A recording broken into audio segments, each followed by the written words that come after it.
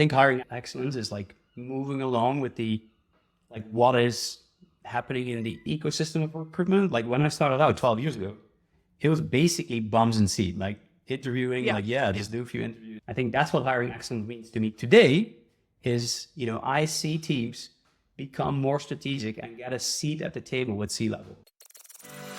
Welcome to Offer Accepted, the podcast that elevates your recruiting game.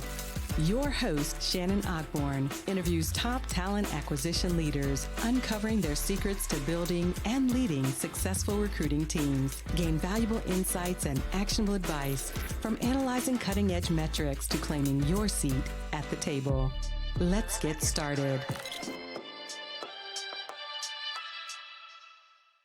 Hello and welcome to another episode of Offer Accepted. I'm Shannon Ogborn, your host, and this episode is brought to you by Ashby, the all-in-one recruiting platform empowering ambitious teams from seed to IPO and beyond.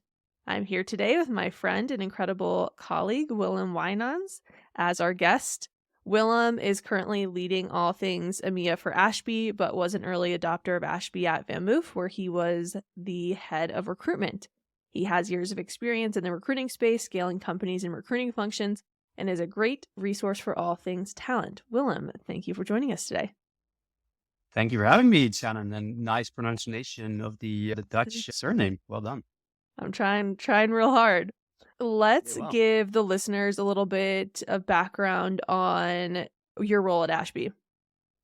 Yeah, I am responsible for all things EMEA, which means predominantly I help my peers. I used to be at TA, make the decision if they should go for Ashby or not. Used to be one of the earliest customers because I met Benji and Abik quite early on in their journey of building this thing. And I was right at the cusp of like having a new job, greenfield ATS project. And I wanted to bet on the new thing.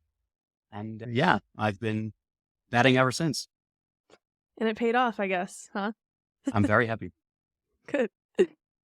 What has it been like going from being in a hands-on talent role to a little bit more of a different role at Ashby? Yeah, I'm in, I think the lucky position that I can do the sales part with a great VP sales Mike, who's had a early career at Slack and saw the whole growth. So he can teach me all those sales things, which I think are more difficult, but, still I get them done through his mentorship.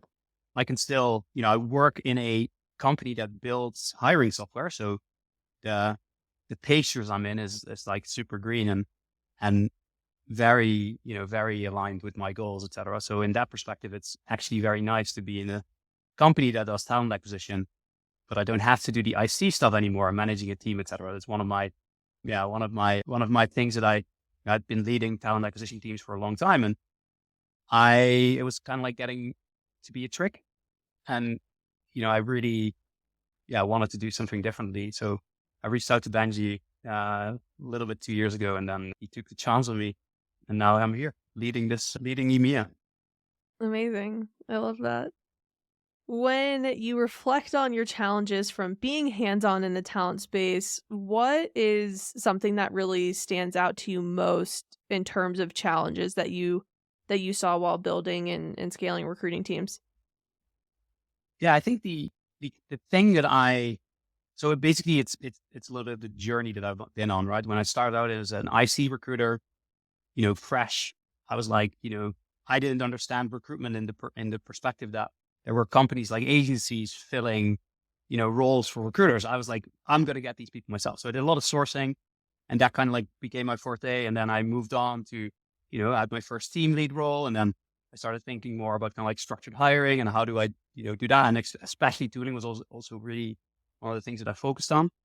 And ever since I kind of like been in a lead role or like a management role and like managing the overall process and also the operations, I really never cared about the kind of the experience of the whole operation.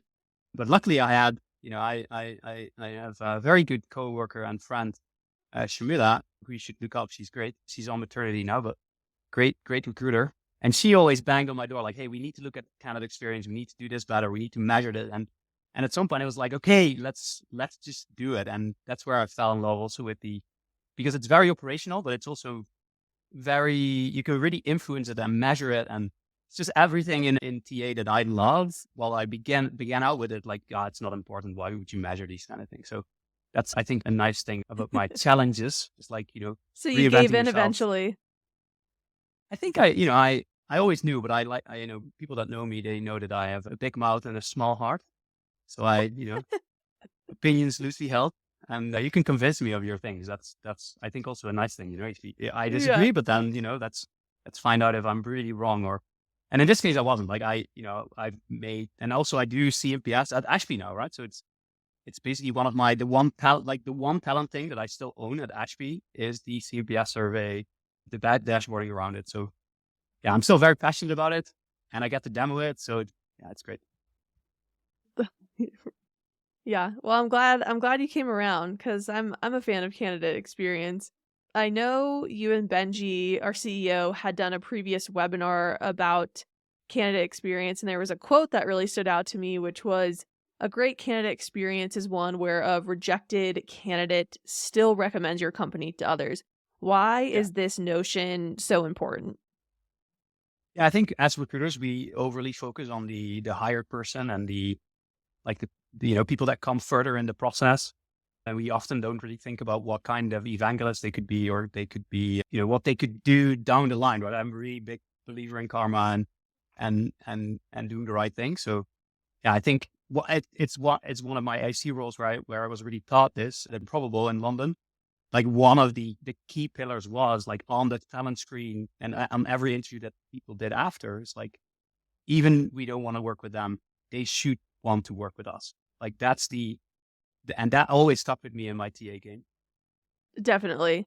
What what would you say are some of the pillars or building blocks of a great candidate experience, and what is really the most critical? I'm just thinking from the perspective of a talent team, right?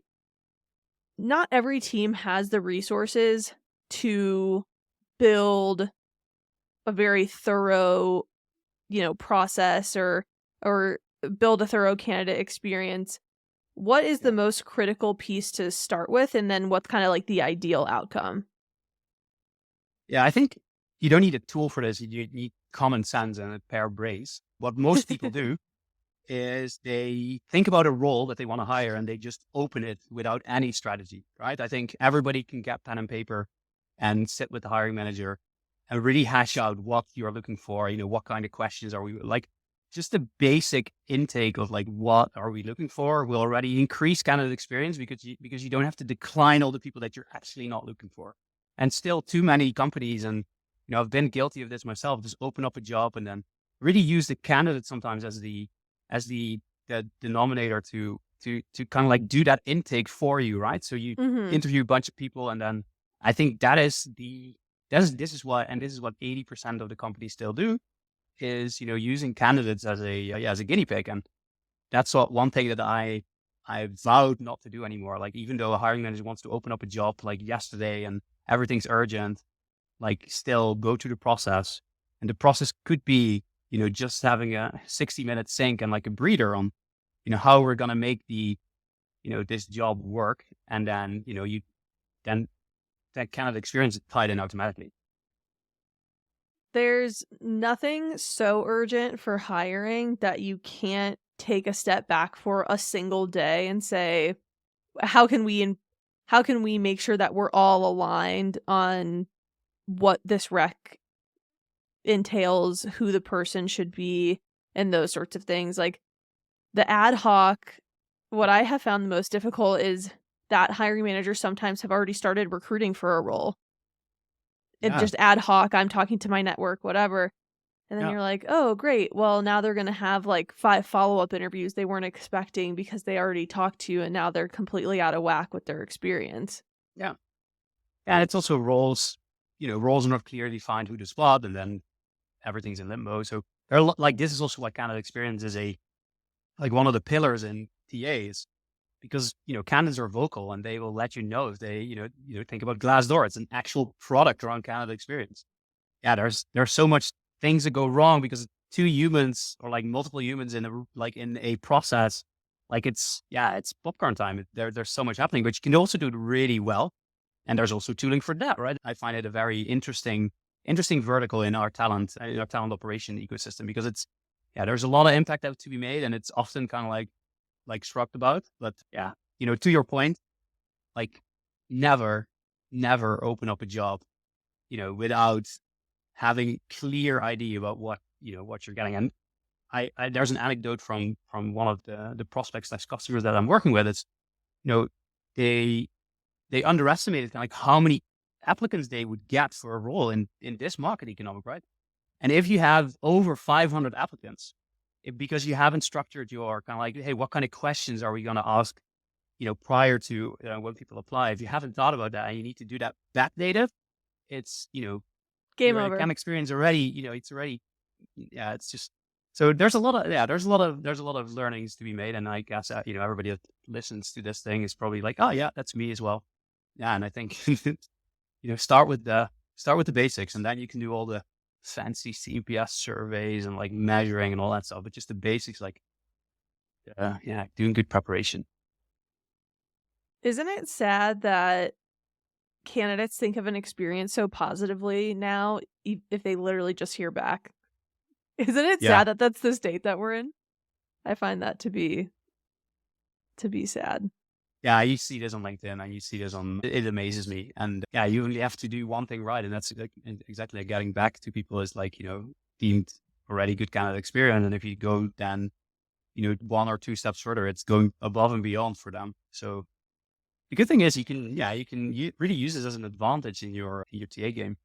And one thing that I forgot about the candidate experience, why it's so important. My last job at FMO was, it was a consumer brand. And anyone that applied could also be potentially a buyer of the bike, right? So, and I guess this doesn't go for everyone, but it actually does. The candidate experience trickles down into everything, right? They might be a customer of you one day. They might, refer another person to you one day. They might become, they might refer customers to you. There's so much stuff that can happen down the line of just doing that one thing good, because a lot of people are going to see your jobs and going to apply, etc. And people don't forget, if people have a bad experience for you, they're not willing to let it go. You are damned forever I feel like if you give someone a bad experience for the rest of their life, they're going to be like, oh, that company, there's a company that I feel this way about. And I'm like, I will never, ever say a positive word about this company because of how bad an experience I had with them. So it's I true. think people deserve a second chance, and might be enough there. Right? There's a lot of things that might have happened. This is what my wife teaches me, because I'm the exact same as you. Like I'm also very vindicative of certain things, but my wife is always talking about what if they had enough there or whatever. So let's aim for my wife's point of view and not ours. Yeah. I'll try to remove it from my memory. Give him another chance. Apply again. And Are you trying to get rid of me? When it comes to like tactical elements, what have you seen in your experience move the needle most in terms of, programs you've put into place, or, anything specifically that improved candidate experience? Yeah, I think creating awareness. So there's this very famous retweeted tweet that I actually put into practice. It's kind of like, hey, if you want to see how terrible your hiring practices, have your CEO apply to one of your jobs.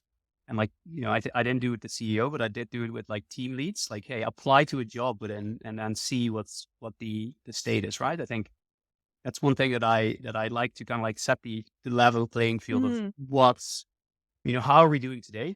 So that's one thing that you can do. I think, apart from like, let's say that you've done your prep and everything's done and you have candidates in. I think there are a few things, right? There's, how much time are we asking from the candidate? And what do we ask to do people? You have certain levels of how pitched people are about your job or about the company. And then you can ask more things about them. Some people think, and this is often the hiring manager who's never hired before, it's like, hey, let's just let them record a video at the beginning, or let's just make them write a book before they actually apply. Right. Those kind of things, that's our job to we need to be strategic as recruiters to the hiring managers who think that they know how to hire. And we need to put an end to, things that will, one, kill the pipeline, but also just kill candidate experience. Then there's the second pillar really in the design of the process, right? Like how many steps are we actually going to do? There might not be need for, a lot of steps in the process. And if you introduce a lot of steps, you better be damn, you prepare your candidates. You make sure that they're, proper, they know about, what's going to happen for them. One of my friends, she had an interview process with a very well-known Dutch company, stages after stages, and never one prep email. Like, I think, like, if you want to introduce like candidate experience that is not great, like do those kind of things. Yeah. So yeah, it takes a lot of work to do good candidate experience, and maybe that's why people don't do it. For sure. It's like you were saying earlier, there's some like small baby steps you can take, and then there's like the full, like the whole kit and caboodle, all the bells and whistles that you can put on it that really make it shine. But there's a lot of more basic things that you can do, like you're saying, like you prep well with the hiring manager, you prep well with the candidate, you get back to people when you say that you will. You get back to people at all, which again is a pretty low bar, but it's frankly where it's at right now. Mm-hmm. I'm curious what you think is like the number one candidate experience killer for candidates. Like, what in your experience have candidates have they said like this one thing is the thing that is kind of like the end all be all? Like, if this goes wrong, poor candidate experience. Well, yeah, obviously there's the obvious one like ghosting, and trying to think of kind of things that are not so obvious that, are a killer. I'm already, gave a shot away quite a bit of the things that I know about in terms of like the preparation, etc. The one thing that I notice is in some perspectives is that, the recruiter is really the driver of the process. And in some other occasions, like the hiring manager is more the driver. Mostly like more senior hiring managers who drive the hiring, and the recruiter is strategic and like, hey, where should we post? Where should we source? Where should we? And also obviously takes care of the candidate experience. But I think if the candidate is only talking to the recruiter and it's just, one, like if that's the only communication, and then you notice as a candidate what kind of culture you have and what kind of, I think that gives bad candidate experience when, you're only conversing with the recruiter and there's nobody real indication of the hiring manager involvement or the peer involvement, etc. I think that's one thing that you should really take into account. Like, often hiring managers, they don't really want to hire, then don't let them hire. Don't let them be a hiring manager, right? I think we as recruiters, protecting us a little bit is that we care quite a bit about this candidate experience thing, but it's stuff that we need to educate to our peers who we hire with, how important their behavior is as well. And that, I think, it could be something that most people overlook and is also a killer in that perspective. Yeah, that kind of leads me to the question of who is involved in candidate experience, who should be involved in candidate experience, what should the communication be between recruiting and other stakeholders? I think recruiters should be the main communicator, right? I do think, when you're like, this is how I feel about it, right? Early in the process, and you get a generic, this is more speaking to the candidates, if you get a generic email after the application review, or, in that perspective, recruiter screen or the first screen, know that it's not because we don't want to do anything about it, but it's just the sheer volume. I think later in the process, you've been on site or you have like multiple interviews, they better, like the hiring manager really needs to, help the recruiter at least, or do it themselves, like give good feedback about why they're not moving forward. So it's always the hiring manager and the recruiter. Then it is everyone they interview with, right? So it's,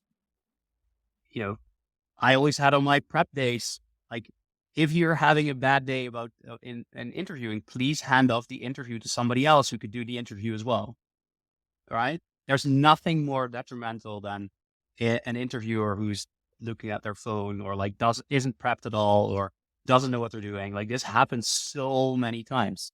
If you're in a bad mood and you have to go interview someone, you're just kind of like going to be a curmudgeon about it, and then your feedback is actually getting into the bias territory because you're just not in a good mood. You're just not like mentally equipped that day to be a good, unbiased interviewer? Absolutely. So yeah, that's one of the things that you can already operationalize is like make sure that you have, always do the interview with two people.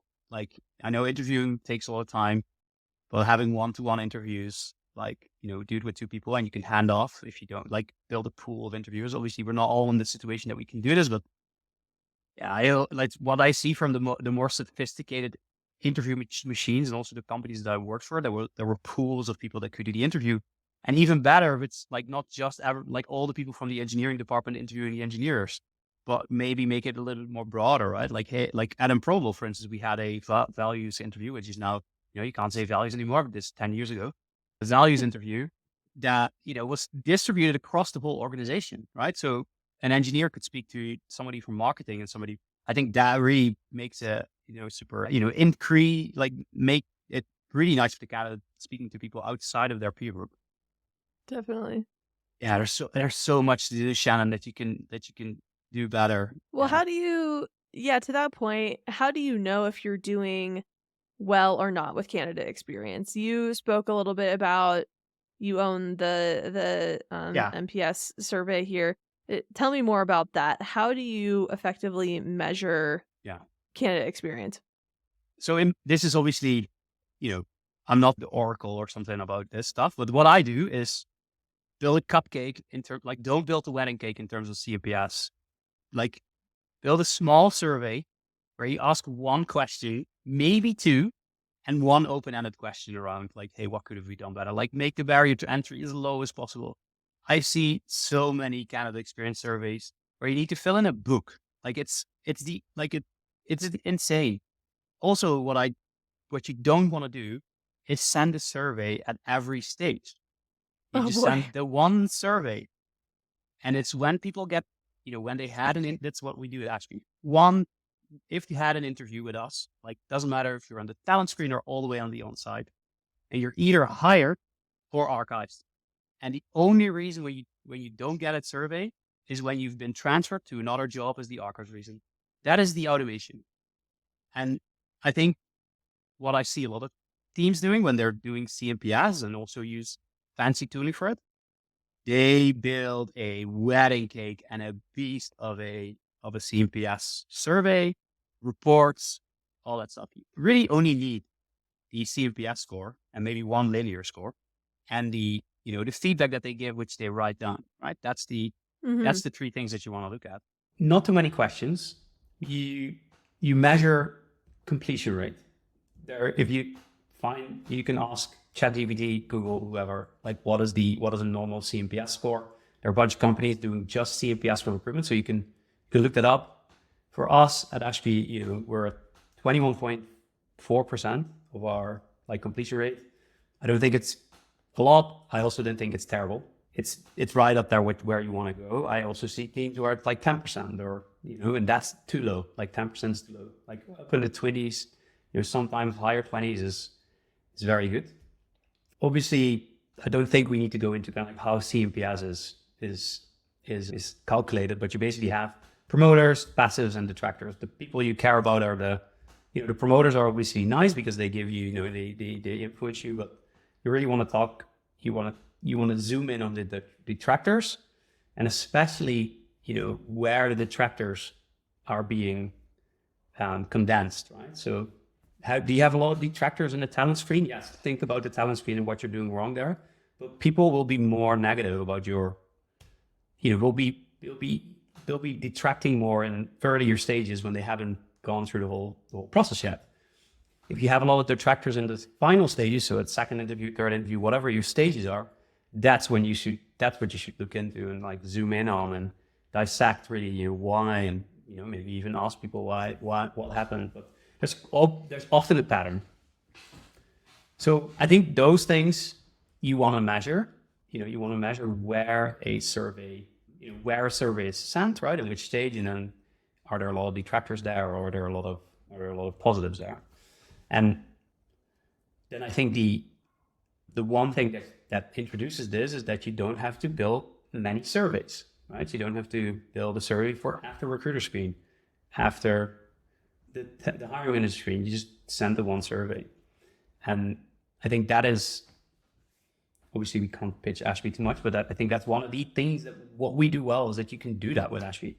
That's also why I'm excited about the CMPS measuring in Ashby, is that I can really pinpoint that, pinpoint behavior and let people know, when there are detractors in the final stages, because that's what you look out for. Mm-hmm. Who do you think should be responsible for the outcomes of NPS? Because I'll say, as a recruiter, someone who's done recruiting, I hated being gold against NPS. Hated it. Because so many things are out of your control as a recruiter, No, I think CPS would never be on a KPI or on a, like, hey, recruiters, you need to have this CPS score, or like hiring managers. You use it to spot what's going wrong. You don't, you focus on that, and then CPS will become better automatically, right? You don't need to put a KPI towards it, because you're monitoring kind of like what's going wrong or celebrating what's going well, right? I think that's also one thing that you can do with CPS. Like, hey, we, like, hiring manager X or recruiter Y or like interviewer X gets a lot of good feedback, put them in the spotlight, like give them applause. Your interviewers and your hiring managers are your most precious. If you have them on your side as a recruiter, your life is so easy and so nice. So no, I don't think it should be a KPI, but I think it's a spread responsibility, right? I think it is my job, when I'm here in Ashby, I'm not the VP talent. I don't do anything with people, but I do CPS, and I flag when we get detractors at later stage to the hiring manager, and I flag it. And, I put a disclaimer in, like, hey, some people are harsh. You don't need to, it's not the truth, but please look for patterns if this happens more. And then, let's work on it. And not like, oh, this NPS is bad, blah, blah, blah, but more like, hey, there is something here. Is that something? And if it's something, let's work on making it better for the next people that come after them. Because I think with being a recruiter and having, so I've actually been gold against that on several different occasions, the NPS. And it's very frustrating when you get a score and you're like, you just know that it's not the full situation or the full truth, or you understand why the candidate's upset, but it was things that were significantly out of your control. Then you have to go explain that to somebody, and it's very disheartening to get a bad NPS score. At least it was for me.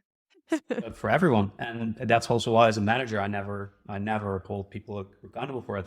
Think about it. There's 20% completion rate. There's 80% of people that don't even fill this thing in, right? There is no... Who are probably the more neutral ones. Yeah, but also just on a, like, you can't really extrapolate that and the rest is like X or Y. You have a gap in your data set. So don't ever, like, your forte is diversity reporting. People don't self-identify. You can't hold your company accountable for the stuff that you find that people do self-identify, and that's great, but it's not really a trustworthy, like, full transparent metric, right? There's so much more data that you don't measure. So use CPS as a informer. Yeah, what is this? There's a stick that you can just, like, that finds water. I'm not sure what it's called, but use it as a thing that finds the water and not it's not the truth.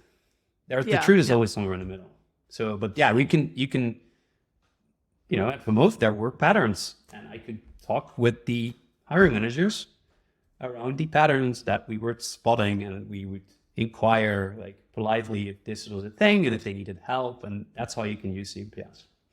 Yeah, trends to inform better outcomes in the future, not necessarily like this recruiter needs to have like X NPS, maintain an X NPS score. Now, I mean, it could be the case that a recruiter has a particularly horrible NPS score, and then maybe you want to look into it. But otherwise, I find it to be a bad assessment. In my days of recruitment, I could never really look into it. But now you have AI that records you and you're doing an interview, and you can probably find out if it's really that bad. I'm not sure. I've never used that, but yeah, technology advances. Any, like, outside of something like NPS, have you used any metrics historically to determine if you were on the right track with candidate experience initiatives? Is there anything else like, I don't know, like pass-through rates or anything outside of collecting NPS that you looked at to determine if candidate experience was going well? No, but what I did measure was kind of like, hey, from the detractors, passives, and promoters that we have, which source is more critical and which source is like people coming from sourcing. Often, what I see at least, have more detractors. You source people, you're like, hey, I want to work with you. And then, oh no, we don't want to work with you.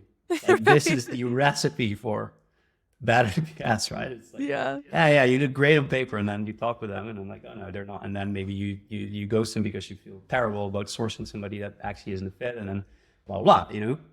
Most referrals, for instance, highest NPS ever, right? You can drill down into like which source actually has the best NPS, but because it's a small data set, you need to extrapolate it. Like you need to be high level. You can't really zoom in on things, and because it doesn't really tell you a complete picture. Yeah, for sure. Yeah, and I think CPS ties into like not just doing the survey and measuring things, but also just the whole overall culture within the business. Like this is what I wrote that in one of my blog posts. Like if you like the way interviews are being done is a perfect snapshot into what it's like to work there at a company, right? That the interviews are being like everybody's like yeah, and that trickles down into CPS or into NPS or candidate experience as well. Yeah, it touches all the aspects of the whole business. So it's very difficult to kind of like... Because you can always try to correlate it, like our time to hire went down and our NPS went up, for example. Like, luckily we were at Ashby, we can measure this, but like, not everybody is in a luxurious position that they have either a data engineering team and low instances of funneling all that stuff in or used to Ashby. But yeah, if you can measure that, like, and if you can build those trends, that would be awesome. But it's also something that we're doing, right? Like, I'm happy, if people find this interesting, I'm happy to, spend some time and show the CPS dashboard that I built and what I measure. And it's nothing complex. It's just, having a little bit of an eye on what's happening within our interviewing. And especially us, we're a ATS, or like, we're not an ATS, we're a hiring platform. For us, it's very important that our CPS is, or like that we take we celebrate the high, the candidates that are happy, but also take a good look at, like, if people are not happy, why was that, and can we do better? Because we owe it to the market as a product in this space. Definitely. Anything else you want to add about candidate experience before we move on to a couple of questions we like to hear from everyone about? Yeah, I think the CPS, it's not the silver bullet, or it's not something that you should take it as one thing in the stack. The good thing is you can measure it quite easily. You can also build it yourself, right? It's a little bit manual, but you can build a simple survey in Google Forms or Typeform or whatever and just do the analytics. So it's nice to measure things, I think, and don't think about your NPS, but think about the candidate experience at large. Like, what can you do as a recruiter or like a team lead or whatever that you're doing to make sure that in every step of the funnel, like you weave in that candidate experience. Like, do we get back to people? How long are people staying in our stages? Like, you can really pull like basic reports, like, how long are people in the recruiter review stage by average, and maybe reduce that with a few days, or like time to reply, or like application review response rates, etc. Set SLAs about that. Like, you can do a ton of things, and you don't even have to measure it, which will improve the candidate experience. But you can make it actionable. One of my favorite reports that I have worked on and encouraged other customers to use is how many stale applications or open applications do you have on closed jobs? Because if you close a job and you have 500 applications on it, that indicates that you didn't get back to those 500 people.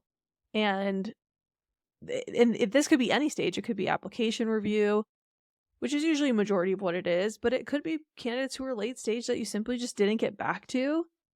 And if you close the job, it's kind of out of sight, out of mind. So you have to go back and be like, okay, I actually need to follow up with this group of candidates because I want them to know that we're closing the loop on this job.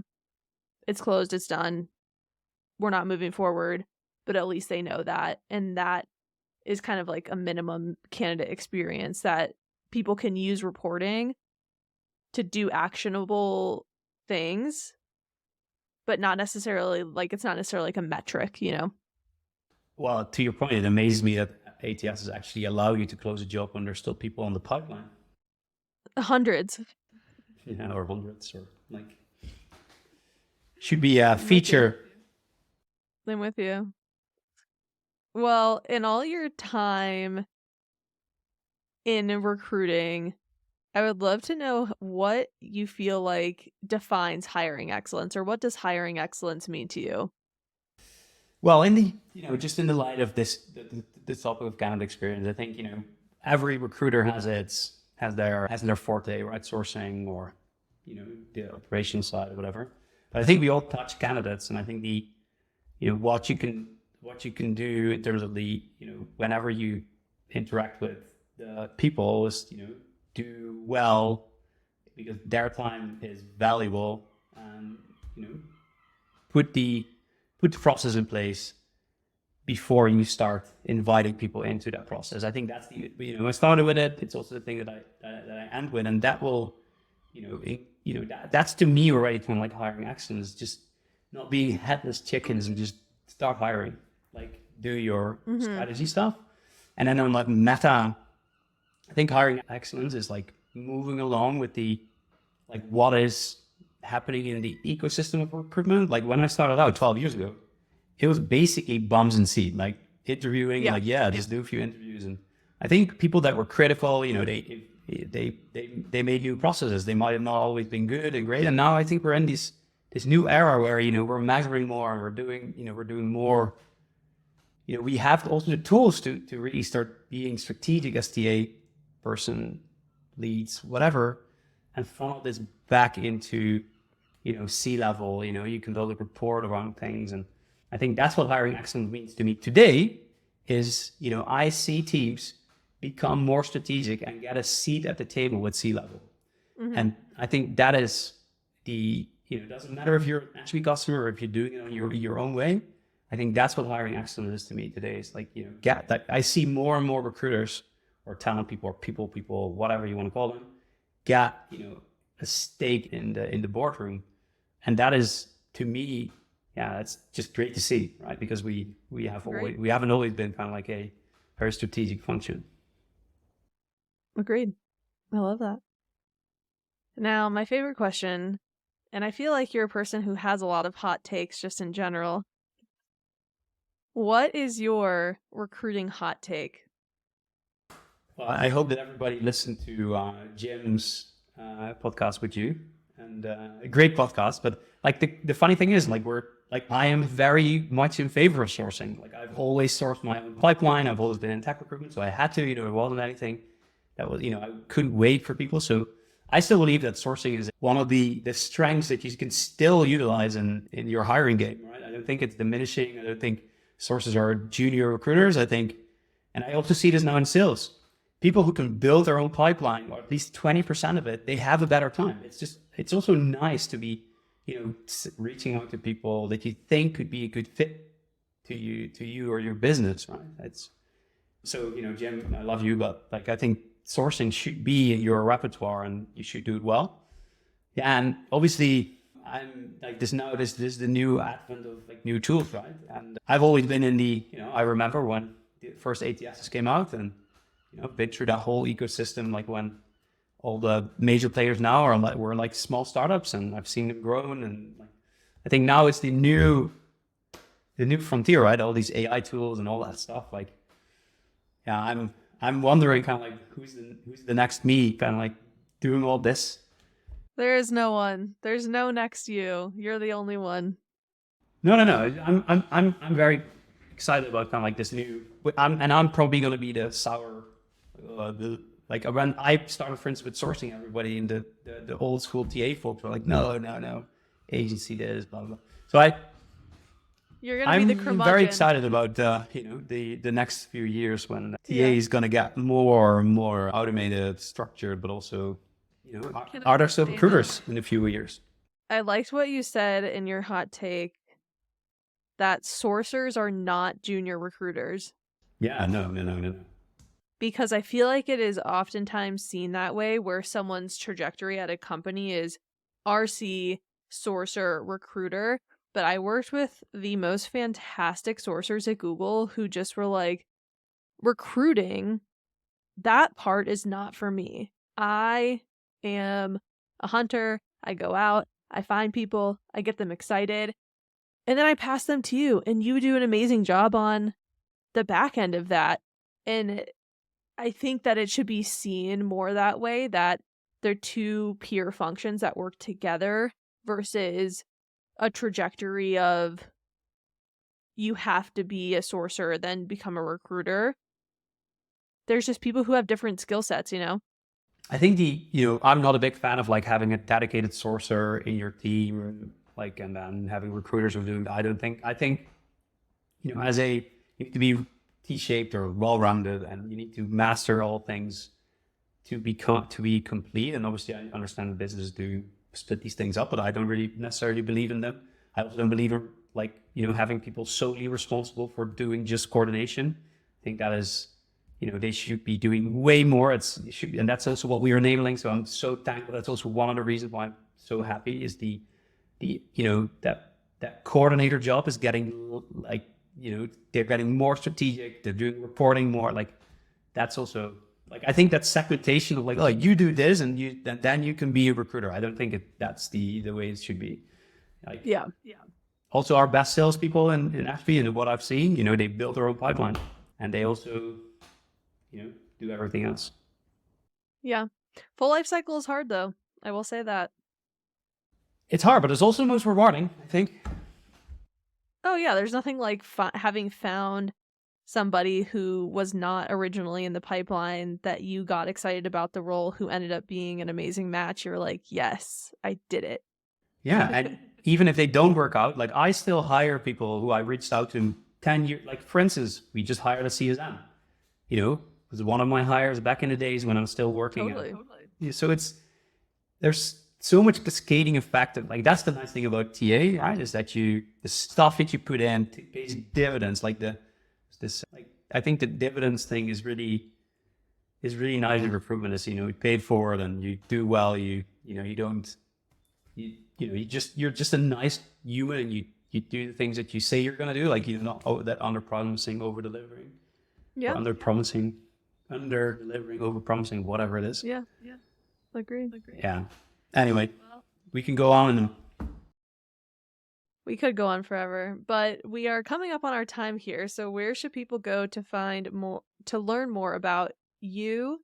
I know you've done a lot of content on Ashby's blog, but where can people find you? I actually have still the Medium. Is Medium still a thing? I used to write a lot. I even have reviews when Workable and Lever were 1 year old. So I have a blog on Medium, which you can find if you do some sourcing. I am on LinkedIn most often. Where all the recruiters live. Where everybody lives. I'm also on Polywork. I'm not sure if you heard about that. It's the new LinkedIn. Check that out, polywork.com. It's pretty nice. All right. Well, Willem, thank you again for joining us on Offer Accepted. We really appreciate you spending some time with us today. Thank you all for listening, and we'll see you next time. Thanks for having me. Thanks for listening to Offer Accepted, the podcast for ambitious recruiting professionals, brought to you by Ashby, the all-in-one recruiting platform. If you enjoyed this episode, be sure to follow and share with your TA community. We'll see you next time.